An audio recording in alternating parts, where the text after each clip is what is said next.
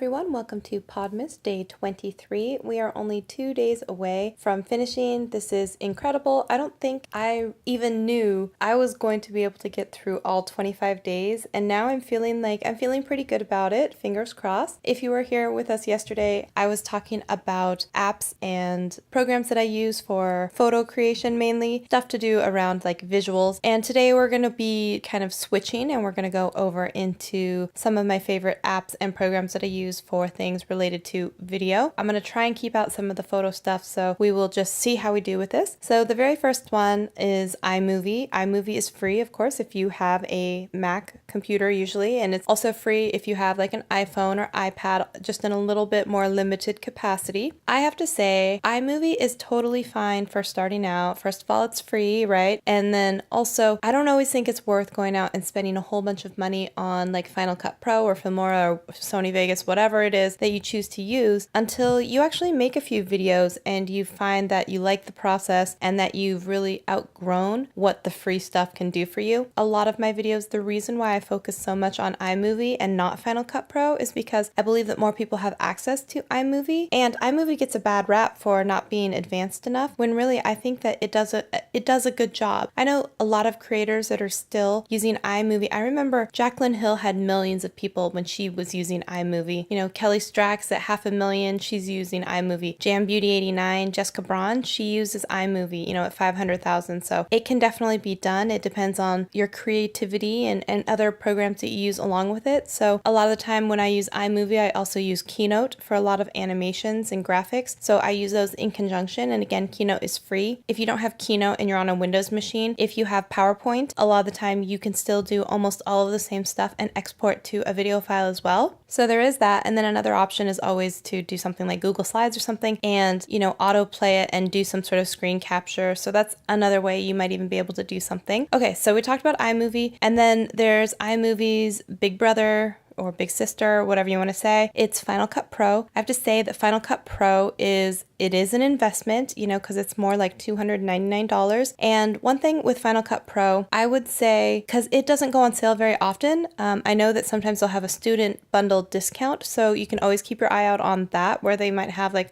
Final Cut and something else for a package deal. Unfortunately, I'm not a student, but the only other thing that you can do to save money is you can go out and buy iTunes gift cards, which are sometimes discounted up to 15-20% at, you know, at stores for sales for the holidays or whatever. You could buy iTunes gift cards, load them onto your, you know, account, and then purchase through the App Store using those gift cards. That's the only way I found really you can save some money, but there is a tip from me to you. Some of the reasons why I like Final Cut, the big things are the ability to move text around a lot easier, the ability to add plugins so that you can do some cool transitions and text effects, and then another one is multiple overlays, so you don't have to render overlays each time and then add in a new one or get creative. So that is why I like Final Cut, and a lot of the keyboard shortcuts and everything. Once you have them down, it's just really easy for my workflow to use Final Cut. And I also think the render times on Final Cut is really, really fast, as opposed to something like Adobe Premiere. Sometimes they have a longer render times. That is what I use on my main computer on my laptop. If I'm using my iPad or like my iPhone, sometimes I will look at something like LumaFusion. I even did a video about LumaFusion, and I think it's pretty robust and powerful. It's a little bit hidden where some of the things are. I definitely sometimes have to poke around, and it's just because I don't use, you know, my iPad that often to have to make videos, but if I did, I really like it. It also allows me to do the 4:5 ratio for Instagram videos, which I really like, and there aren't a lot of programs that have allowed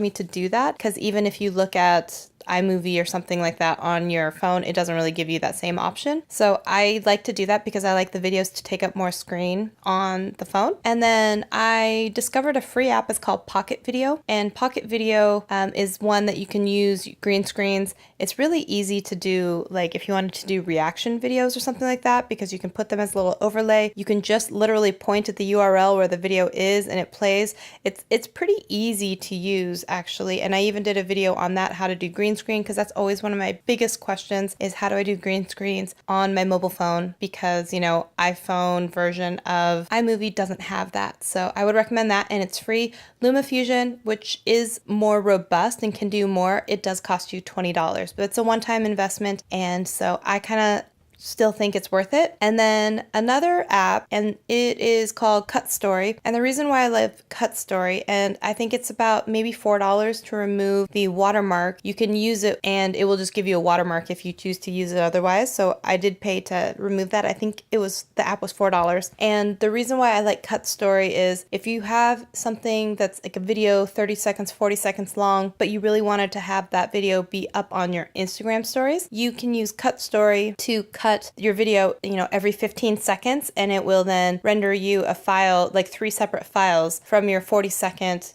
video clip, and they'll be cut sequentially. Then you can upload them to Instagram, which is awesome. And then when you're playing the story back, it's just like boom, boom, boom, exactly in a row. So I think that's a really cool option. I believe they have different time increments. If you needed, like 8 seconds for Snapchat or the 15 seconds for Instagram stories, you can do different cut lengths, which is really cool. So you don't have to worry about exporting them at, the 10 or 15 second mark. You can actually just export your 1-minute video and then have Cut Story do the rest for you on however many increments you need. So I would definitely check that one out. I believe it was around $4, at most $5 for that app. And then let me run down the list one more time. So iMovie, which is free, Final Cut Pro, which is an investment around $299, LumaFusion, which is about $20, Pocket Video, which is free, and Cut Story, which was about $4 or $5. And then the last one I'm going to talk about, also free, it's called RFV.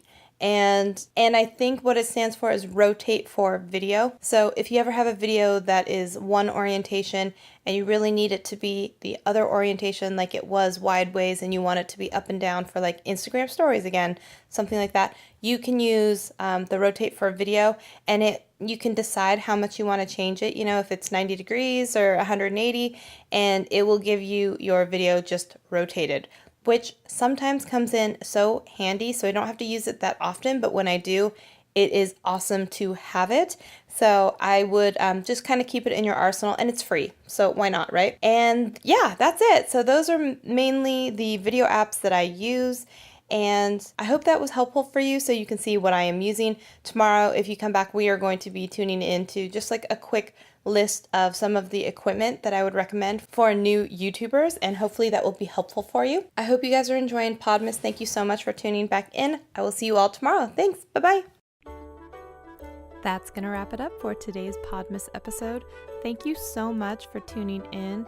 If you've enjoyed our time together, I would love it if you gave a 5-star review on whatever listening platform you are tuning in from. I do not take our time together for granted. I know you could be anywhere and listening to anyone, and you chose to spend your time with me, and I really appreciate that. I will see you in a Podmas episode very soon. Thanks, guys. Bye.